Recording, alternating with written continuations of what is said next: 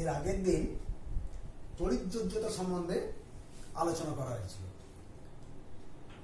এখন তড়িৎযোজী যৌগরা নিশ্চয়ই মনে আছে, তোমরা পড়াশোনাটা করেছো, যে 1 নম্বর 2 নম্বর এবং 13 নম্বর শ্রেণীর মৌলগুলো ইলেকট্রন ছেড়ে দেয় এবং 17 বা 16 নম্বর শ্রেণীর মৌলগুলো ইলেকট্রন গ্রহণ করে। সেখানে হয়েছিল কি, একটার শেষখোল থেকে ইলেকট্রন সম্পূর্ণরূপে আর একটা শেষখোলে স্থানান্তরিত হয়েছিল। এইভাবে সেখানে দুটো আয়ন, অর্থাৎ একটা ক্যাটায়ন একটা অ্যানায়ন তৈরি হয়েছিল। তারা স্থির তড়িতাকর্ষণ বলের প্রভাবে যুক্ত হয়ে যৌগ গঠন করেছিল। সেটা ছিল তড়িৎযোজ্যতা। এবারে এই 17, 16, 15, 14 এই গ্রুপের মৌলগুলো, এদের তড়িৎঋণাত্মকতা ইলেকট্রোনেগেটিভিটির মান খুব হাই, খুব বেশি, যার জন্যে এরা যখন নিজেদের মধ্যে দুটো পরমাণু পরস্পর বিক্রিয়া করে একটা মৌল অণু তৈরি করে, বা এরা নিজেদের মধ্যে যখন বিক্রিয়া করে একটা যৌগ অণু তৈরি করে, তখন কিন্তু এরকম ইলেকট্রনের ট্রান্সফার সম্ভব হয় না। কারণ 14 নম্বর গ্রুপে যারা আছে carbon, silicon, germanium, tin lead, 15 গ্রুপে যারা আছে nitrogen, phosphorus, arsenic, antimony, bismuth, 16 number গ্রুপে oxygen, selenium, oxygen, sulphur, selenium, tellurium, polonium, এবং 17 নম্বর গ্রুপে fluorine, chlorine, bromine, iodine, astatine. এদের শেষ খোলে যথাক্রমে 4টে, 5টা, 6টা এবং 7টা করে ইলেকট্রন থাকে। কাজেই অষ্টক পূর্তি করতে গেলে ওদের বাকি সংখ্যক ইলেকট্রন ওদের স্থানান্তর করা সম্ভব হয় না। এরা নিজেদের মধ্যে তাহলে বিক্রিয়া কিভাবে করে, কিভাবে অণু তৈরি করে, এটা অন্য আর এক ধরনের পদ্ধতি। এটাকে বলা হয় সমযোজ্যতা। সম মানে সমান, সমান ব্যবহার। এরা কি করে, এরা নিকটবর্তী নিষ্ক্রিয় মৌলের মতো ইলেকট্রন বিন্যাস লাভের চেষ্টায় এরা এক বা একাধিক ইলেকট্রন জোড় সমভাবে ব্যবহার করে, সমভাবে ব্যবহার করে যৌগ গঠন করে। কিরকম, যে যদি নিজেদের মধ্যে বিক্রিয়া করে এরা মৌল অণু তৈরি করে, তাহলে এই পরমাণু এবং অপর একটা পরমাণু সমসংখ্যক ইলেকট্রন দেয়, ইলেকট্রন দিয়ে ইলেকট্রন জোড় তৈরি করে এবং সেই ইলেকট্রন জোড়কে সমানভাবে ব্যবহার করে। দুটো পরমাণুই সমানভাবে ব্যবহার করে। এদের এইভাবে ব্যবহৃত হয়ে যে যৌগ গঠন করার ক্ষমতা, তাকে বলে সমযোজ্যতা। তাহলে সমযোজ্যতা কি হলো? সমযোজ্যতা হচ্ছে যে নিকটতম নিষ্ক্রিয় মৌলের মতো ইলেকট্রন বিন্যাস লাভের চেষ্টায় এক পরমাণু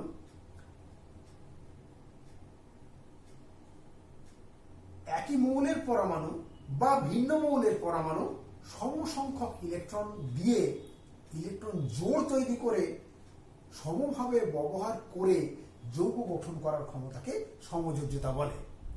এবং এইভাবে যে যৌগ তৈরি হয় তাকে বলা হয় সমযোজী যৌগ। আমি কয়েকটা এবারে উদাহরণ দিচ্ছি যেগুলোকে সমযোজ্যতার সাহায্যে তৈরি হয়েছে, এবং এই সমযোজ্যতার সাহায্যে কিভাবে আমরা একে প্রকাশ করব সেটাকে ভালো করে বুঝতে হবে। লুইস ডট গঠন পদ্ধতি, এই পদ্ধতির সাহায্যে সমযোজী যৌগগুলোকে কিভাবে আমরা প্রকাশ করতে পারি সেটা আমি পরপর করে দেখাবো। এগুলো খুব ভালোভাবে নিখুঁতভাবে তোমরা লক্ষ্য করো। এখানে আমরা কি আঁকবো, যে পরমাণুর শুধুমাত্র শেষ খোলটা আঁকবো, এবং ইলেকট্রনগুলোকে হয় ক্রস চিহ্ন, এরকম ক্রস চিহ্ন বা এরকম ডট চিহ্ন, এইভাবে আমরা ইলেকট্রনগুলোকে প্রকাশ করব। আমি এবারে একটা একটা করে আঁকছি, দেখো।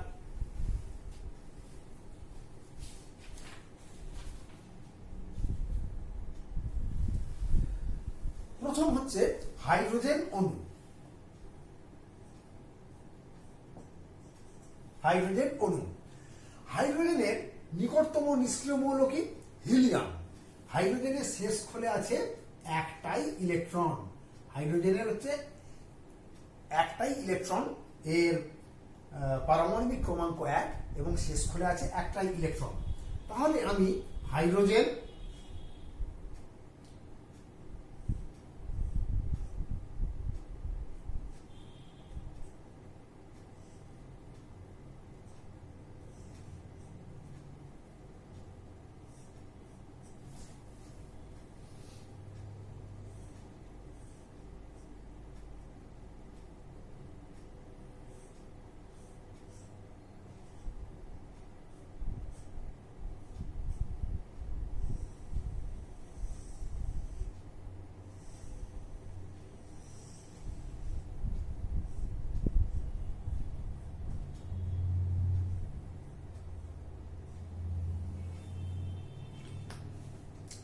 এই হচ্ছে হাইড্রোজেন অণুর গঠন। এখানে একটা জিনিস মনে রাখতে হবে যে সমযোজ্যতায় একটা পরমাণু যতগুলো ইলেকট্রন জোড় গঠন করবে সেই পরমাণুটার যোজ্যতা তত। এখানে হাইড্রোজেন পরমাণু একটা ইলেকট্রন জোড় গঠন করেছে। হাইড্রোজেনের সমযোজ্যতা হচ্ছে 1। হাইড্রোজেন তার নিকটতম নিষ্ক্রিয় মৌল হিলিয়ামের গঠন কাঠামো লাভ করেছে, অর্থাৎ শেষ করে দুটো ইলেকট্রন সংখ্যা পূরণ করেছে। সেকেন্ড হচ্ছে ফ্লোরিন অণুর গঠন।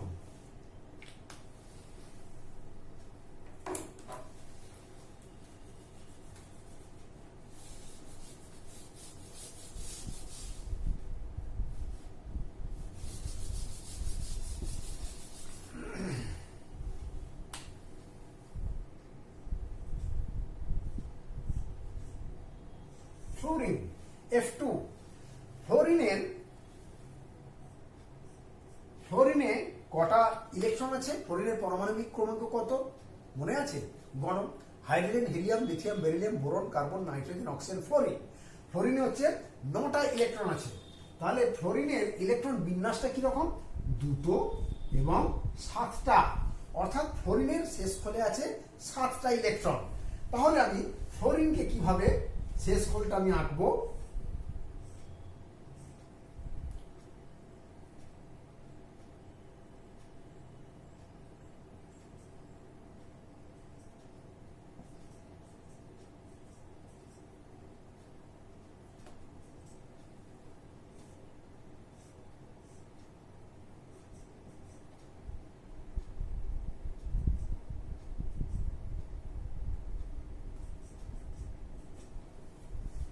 এক, দুই, তিন, চার, পাঁচ, ছয়, 7। ফ্লোরিনের শেষ খোলে আছে 7টা ইলেকট্রন।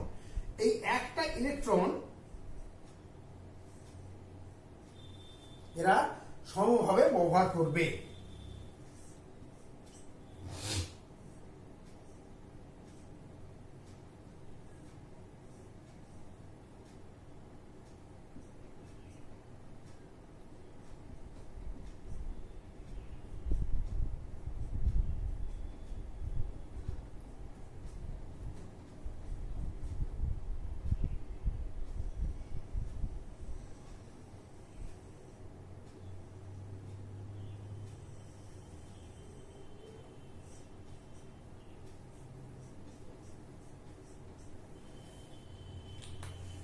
এই হলো ফ্লোরিন।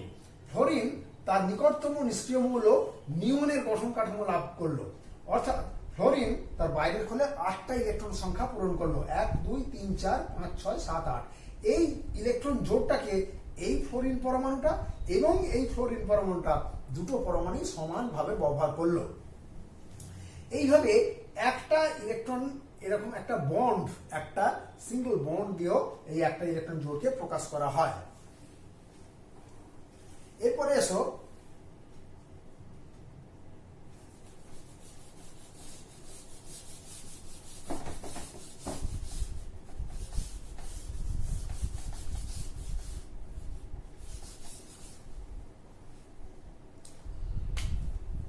Hydrochloric acid HCl।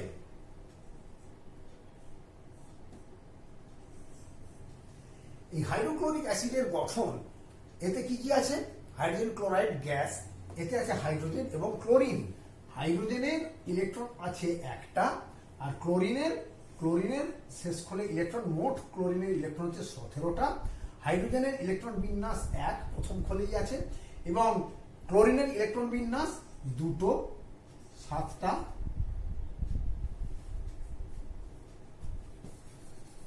2, 8টা এবং 7টা, অর্থাৎ ক্লোরিনের শেষ খোলে আছে 7টা ইলেকট্রন। আমি এবারে হাইড্রোজেন ক্লোরাইড গ্যাস সেটা কিভাবে তৈরি হয়। হাইড্রোজেন চাইবে তার নিকটতম নিষ্ক্রিয় মৌল হিলিয়ামের গঠন কাঠামো লাভ, অর্থাৎ শেষ করে 2টো ইলেকট্রন পূরণ করতে। আর ক্লোরিন চাইবে তার নিকটতম নিষ্ক্রিয় মৌল আর্গনের গঠন কাঠামো লাভ, অর্থাৎ শেষ করে 8টা ইলেকট্রন পূরণ করতে।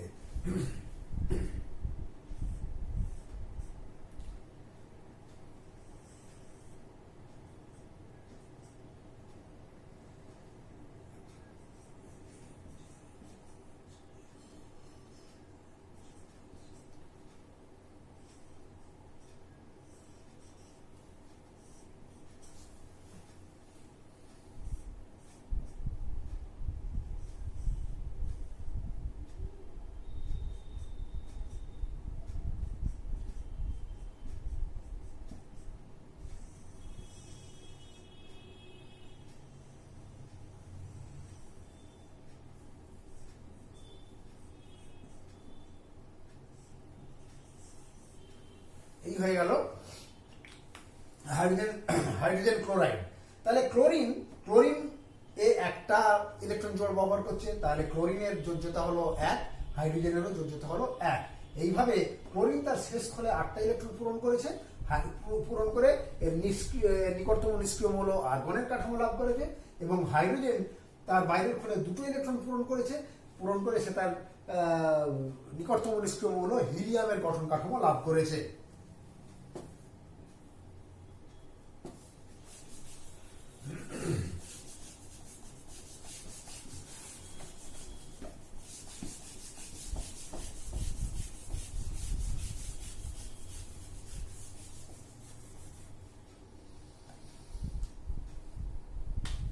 এবারে আসো জল।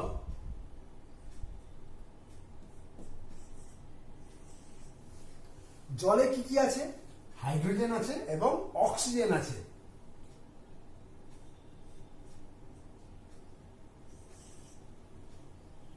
অক্সিজেনের কটা মোট electron? Hydrogen, helium, lithium, beryllium, boron, carbon, nitrogen, oxygen, মোট 8টা ইলেকট্রন। এর ইলেকট্রন বিন্যাসটা কিরকম হবে? তাহলে 2, 6টা।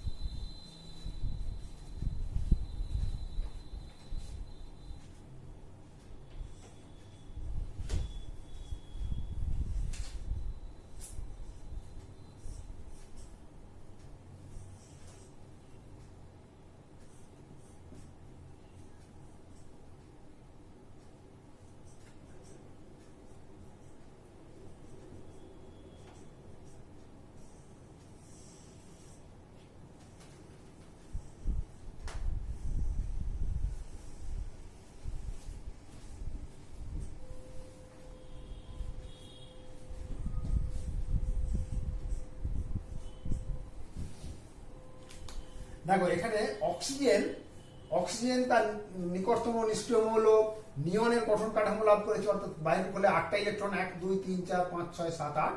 আর হাইড্রোজেন তার নিকটতম নিষ্ক্রিয় মৌল হিলিয়ামের গঠন কাঠামো লাভ করেছে, অর্থাৎ শেষ করে 2টো ইলেকট্রন পূরণ করেছে। এখানে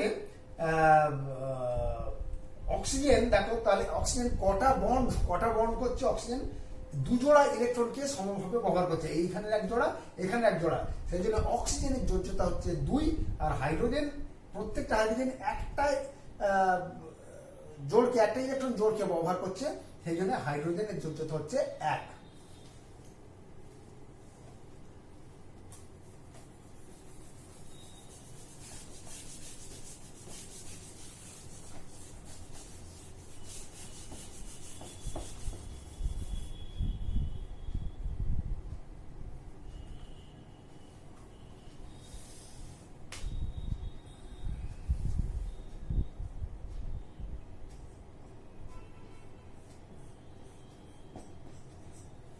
এসো অ্যামোনিয়া। অ্যামোনিয়া এটাও একটা সমযোজী যৌগ, এটাও একটা সমযোজ্যতার সাহায্যে তৈরি হয়। নাইট্রোজেন, এতে কি কি আছে? নাইট্রোজেনের ইলেকট্রন সংখ্যা কত? Hydrogen, helium, lithium, beryllium, boron, carbon, nitrogen. মোট 7টা ইলেকট্রন আছে। ইলেকট্রন বিন্যাসটা কিরকম? 2টো এবং 5টা। আর হাইড্রোজেনের একটা ইলেকট্রন আছে, ইলেকট্রন বিন্যাস প্রথম খোলেই একটা আছে। নাইট্রোজেনের তাহলে আমি 5টা ইলেকট্রন আছে।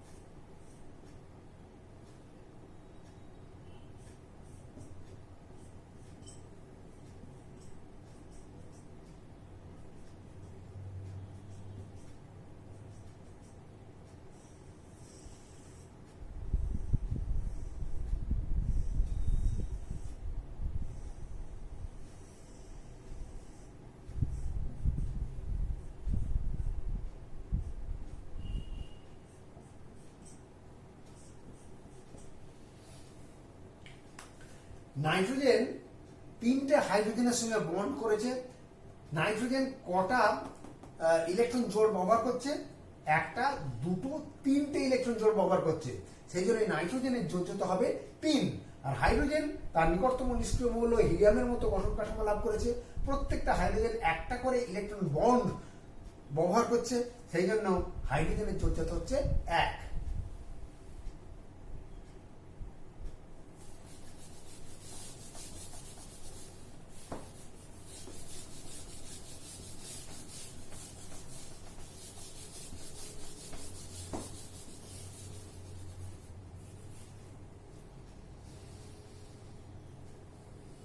এরপরে এসো মিথেন অণুর গঠন।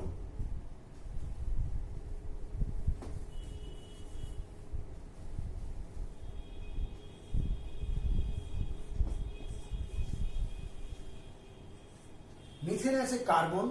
কার্বনের কটা electron? Hydrogen, helium, lithium, beryllium, boron, carbon. কার্বনের আছে 6টা ইলেকট্রন। ইলেকট্রন বিন্যাসটা কিরকম? 2টো এবং 4টে। হাইড্রোজেন এর ইলেকট্রন এর হচ্ছে পরমাণু ক্রমাঙ্ক 1, ইলেকট্রন বিন্যাস প্রথম খোলে একটা। কার্বনে আছে 4টে, শেষ খোলটা আমি শুধু আনবো। 4টে হাইড্রোজেন,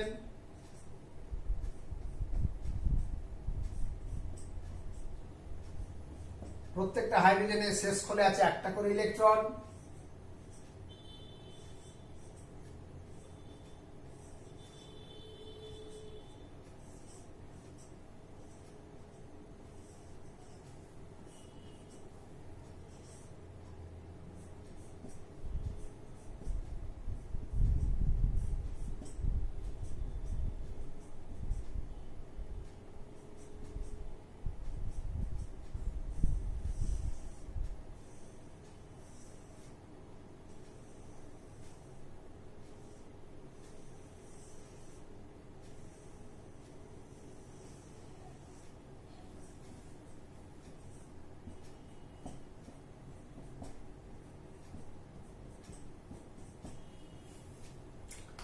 কার্বন তার নিকটতম নিষ্ক্রিয় মৌল নিয়নের গঠন কাঠামো লাভ করলো।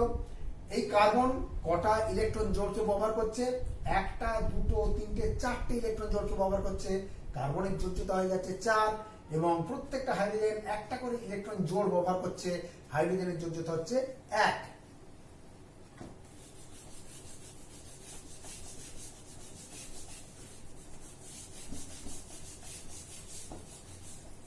এই ডট গঠন আঁকা পদ্ধতিটা প্রত্যেকে বাড়িতে বসে বসে প্র্যাকটিস করবে।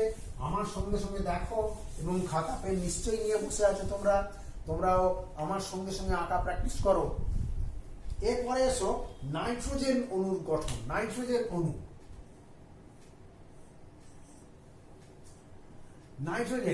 এর মোট ইলেকট্রন হচ্ছে hydrogen, helium, hydrogen, helium, lithium, beryllium, boron, carbon, nitrogen. মোট ইলেকট্রন হচ্ছে 7টা, ইলেকট্রন বিন্যাস হচ্ছে 2টো এবং 5টা। তাহলে নাইট্রোজেন অণু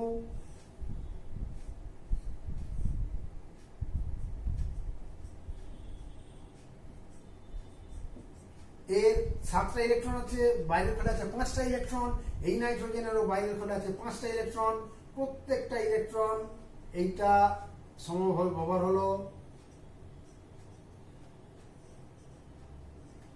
বাড়িতে বসে আঁকা নিশ্চয়ই প্র্যাকটিস করছো, খাতা পেন নিয়ে নিশ্চয়ই বসে আছো, আমার সঙ্গে সঙ্গে আঁকতে থাকো।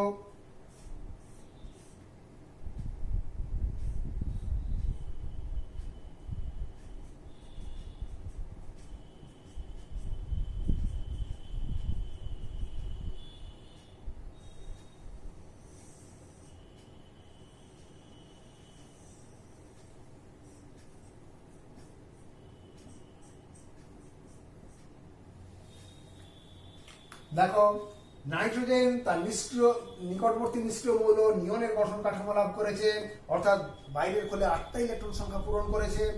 প্রত্যেকটা নাইট্রোজেন কটা ইলেকট্রন জোড় সমানভাবে ব্যবহার করছে?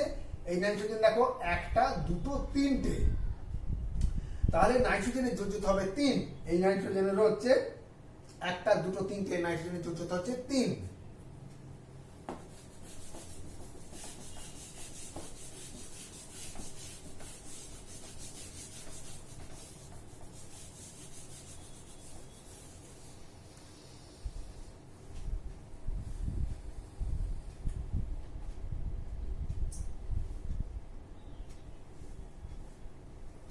এরপরে এসো কার্বন ডাইঅক্সাইড অণুর গঠন। ভালো করে দেখো, এটা কার্বন ডাইঅক্সাইড।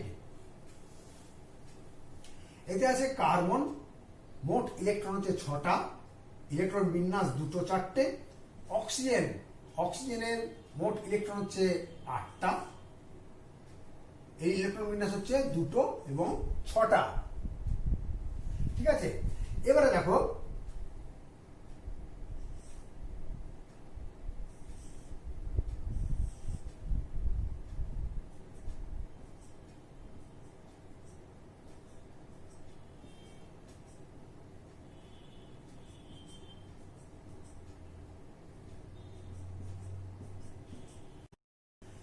অক্সিজেনের বাইরের খোলে আছে 6টা ইলেকট্রন, আমি এঁকেছি 1 2 3 4 5 6টা।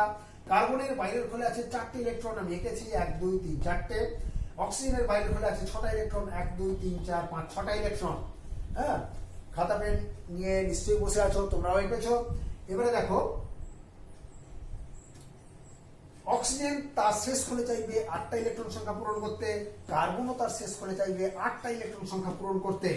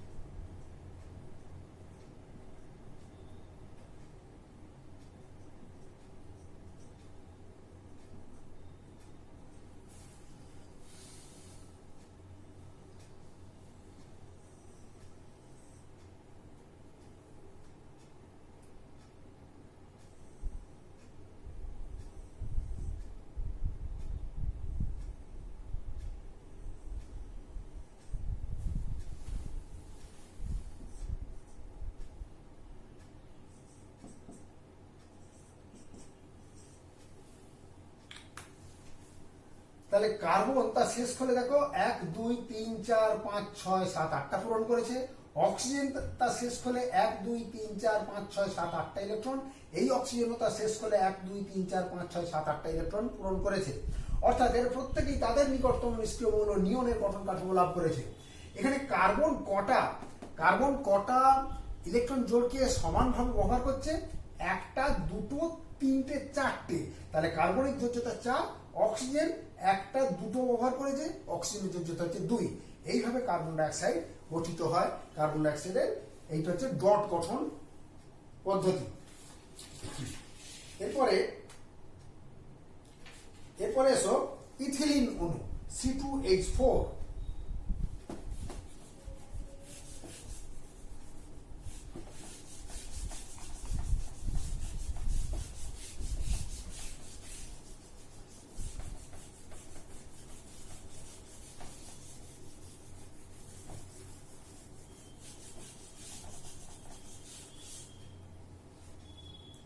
ইথিলিন অণু C2H4। কার্বন মোট ইলেকট্রন হচ্ছে 6টা, ইলেকট্রন বিন্যাস 2 4টে। হাইড্রোজেন এর ইলেকট্রন হচ্ছে 1টা, ইলেকট্রন বিন্যাস প্রথম কলেজে আছে 1টা ইলেকট্রন। কার্বন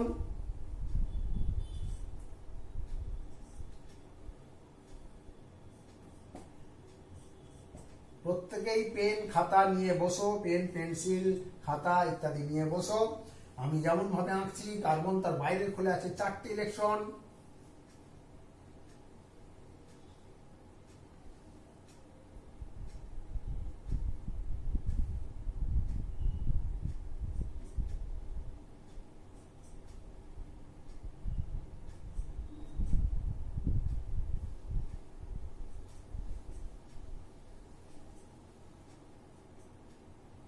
হাইড্রোজেন তার বাইরের খোলে আছে 1টা ইলেকট্রন। কার্বন সে চাইবে তার বাইরের খোলে 8টা ইলেকট্রন সংখ্যা পূরণ করতে।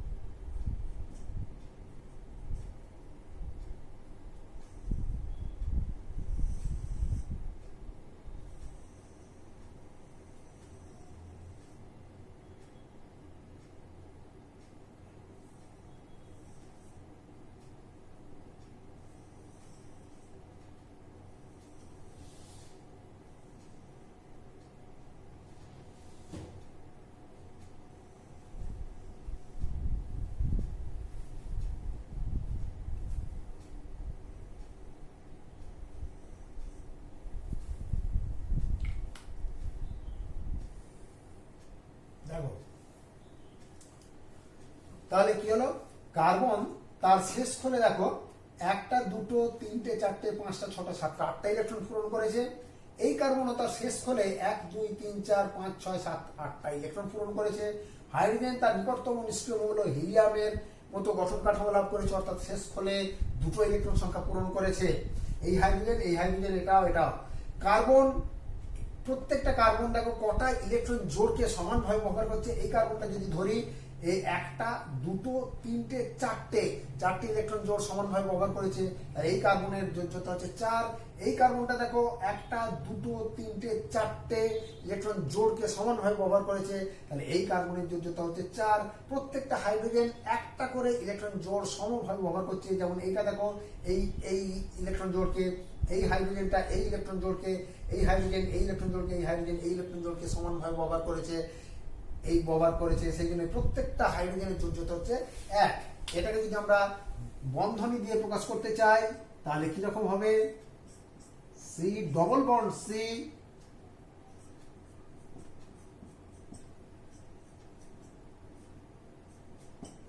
এইটা হচ্ছে ইথিলিনের গঠন। এইভাবে আমরা ইথিলিনের গঠন কাঠামো পাই। যাই হোক, এবারে দেখো এই যে সমযোজী যৌগ যে তৈরি হচ্ছে, এখানে একটা পরমাণুর সঙ্গে আরেকটা পরমাণু যখন সমযোজ্যতার সাহায্যে যুক্ত হচ্ছে, সেই বন্ধনীটা শক্তিশালী। কিন্তু ওই যে অণুগুলো, একটা অণু আর একটা অণুর সঙ্গে যে বন্ধনীর সাহায্যে পরস্পর যুক্ত থাকে, সেই বন্ধনীটা অত্যন্ত শিথিল বন্ধনীর সাহায্যে সেইটা যুক্ত থাকে। যেটা তোমরা কিন্তু ইলেকট্রোভ্যালেন্সির ক্ষেত্রে দেখেছো যে একটা আয়নকে ঘিরে অপর আয়ন থাকে, আবার সেই আয়নকে ঘিরে অপর আয়ন থাকে, যার ফলে একটা জায়েন্ট একটা কাঠামো তৈরি হয়েছিল, একটা জালক, একটা ল্যাটিস তৈরি হয়েছিল। কিন্তু এখানে কিন্তু একটা পরমাণু আর একটা পরমাণুর সঙ্গে যখন সমযোজ্যতার সাহায্যে যৌগ গঠন করছে, সেই বন্ধন একটা শক্তিশালী বন্ধন আছে ঠিকই, কিন্তু সেই অণুগুলো পরস্পরের সঙ্গে কিসের সাহায্যে যুক্ত হচ্ছে, সেই বন্ধনীটা অত্যন্ত শিথিল। সেই জন্য সমযোজ্যতার সাহায্যে যে সমস্ত যৌগগুলো হয় আমরা সেগুলো কঠিন অবস্থাতেও পাই, তরল অবস্থাতেও পাই, গ্যাসীয় অবস্থাতেও পাই, এবং এদের গলনাঙ্ক বা স্ফুটনাঙ্ক খুবই কম। সমযোজ্যতার একটা নির্দিষ্ট দিক থাকবে, এবং কি হবে, সমযোজী যৌগগুলো যেহেতু জলে দ্রবীভূত বা গলিত অবস্থায় কোনো রকম আয়নে ভেঙে যায় না, সেই জন্য সমযোজী যৌগগুলো সাধারণত তড়িৎ পরিবহন করতে পারে না। এবং এই সমযোজী যৌগগুলোতে যেহেতু সাধারণত চার্জ সেপারেশন নেই, অর্থাৎ পোলার হয় না, বন্ধনের এই যে ইলেকট্রন জোড়কে সমভাবে ব্যবহার করে, এদের মধ্যে সাধারণত পোলারিটি আসে না, সেই জন্য এরা পোলার দ্রাবকে সাধারণত দ্রবীভূত হয় না, কিন্তু এরা নন পোলার দ্রাবক যেমন বেনজিন ইত্যাদিতে এরা দ্রবীভূত হয়। আর এরা যেহেতু জলে দ্রবীভূত অবস্থায় কোনো আয়ন, দ্রবীভূত অবস্থায় বা গলিত অবস্থায় বা তরল অবস্থায় যেহেতু কোনো আয়ন তৈরি করতে পারে না, সেই জন্য আয়নে ভেঙে যায় না, সেই জন্য এরা তড়িৎ পরিবহনে অক্ষম, তড়িৎ পরিবহন করতে পারে না। তবে আমি তড়িৎ ঋণাত্মকতা যখন পড়িয়েছিলাম পিরিয়ডিক টেবিল পড়ানোর সময়, তখন আমি বুঝিয়েছিলাম যে দুটো যদি আলাদা মৌল সমযোজী যৌগ গঠন করে, দুটো আলাদা মৌল দিয়ে যখন সমযোজী বন্ধন তৈরি হয়, দুটো মৌলের ইলেকট্রনের প্রতি আকর্ষণ করার ক্ষমতা, বন্ডিং ইলেকট্রনের প্রতি আকর্ষণ করার ক্ষমতা, অর্থাৎ ইলেকট্রন নেগেটিভিটি তড়িৎ ঋণাত্মকতা সমান হয় না। সেই জন্য বন্ডিং ইলেকট্রনগুলো যার ইলেকট্রন নেগেটিভিটি বেশি তার দিকে চলে আসে, ফলে সে একটু নেগেটিভ চার্জ, এবং যার দিক থেকে চলে যায় তার একটু পজিটিভ চার্জ তৈরি হয়। এইভাবে সেটা একটা পোলার কম্পাউন্ড তৈরি হয়ে যায়। যেমন জলের ক্ষেত্রে অক্সিজেন, আমি তখনই বুঝিয়েছিলাম, তবু একবার মনে করে দিচ্ছি, জলের ক্ষেত্রে অক্সিজেন হচ্ছে তড়িৎ ঋণাত্মকতা হাইড্রোজেনের চেয়ে বেশি। কাজেই হাইড্রোজেন এবং অক্সিজেনের মধ্যে যে বন্ডিং ইলেকট্রন জোড়, সেই ইলেকট্রন জোড় ঠিক হাইড্রোজেন এবং অক্সিজেনের মাঝামাঝি অবস্থায় থাকে না। অক্সিজেনের ইলেকট্রোনেগেটিভিটি বেশি বলে ওর দিকে একটু সরে যায়, ফলে অক্সিজেন একটু নেগেটিভ চার্জ পায় এবং হাইড্রোজেন একটু পজিটিভ চার্জ পায়, অর্থাৎ জল হয়ে যায় একটা পোলার দ্রাবক। সেই জন্যে জলের মধ্যে, জল যদিও একটা সমযোজী যৌগ, তবুও এটা পোলার হওয়ার জন্য এটা একটা উত্তম দ্রাবক, অধিকাংশ আয়নীয় যৌগ এর মধ্যে দ্রবীভূত হয়। আজকে এই পর্যন্তই, যোগ্যতাটা সমস্তই শেষ হয়ে গেল। এর পরের ক্লাসে আমি পরের অধ্যায় নিয়ে আলোচনা করব। ভালো করে পড়াশোনাটা করবে, ভালো করে আঁকবে।